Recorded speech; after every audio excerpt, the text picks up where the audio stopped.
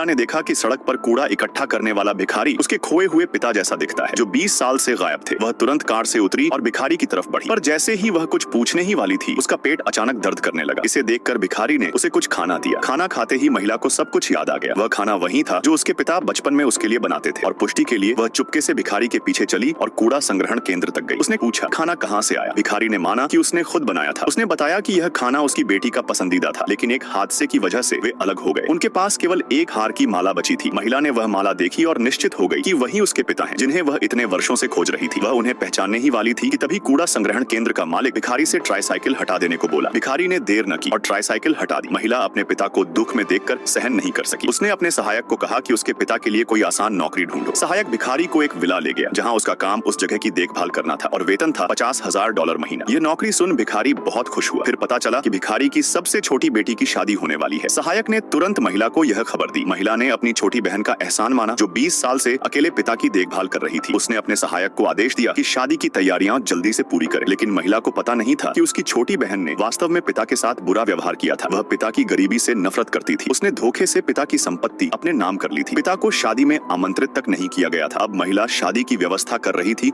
और पिता को वहां लाने का भी इंतजाम किया। जब पिता ने शादी के फोटो दरवाजे पर देखे तो सोचा ये उसकी बेटी ने उसके लिए कोई सरप्राइज बनाया है। वह खुशी खुशी शादी में पहुंचा अपनी बेटी की खुशी देखने, लेकिन उसे पता नहीं था कि उसकी बेटी ने किसी और को उसकी जगह भिखारी के रूप में रख लिया था। दूल्हा उसे वहां से निकालने को तैयार था। महिला ने यह दृश्य देखकर गुस्सा किया। उसने फैसला किया कि वह अपने पिता को सबके सामने पहचानाएगी और अपनी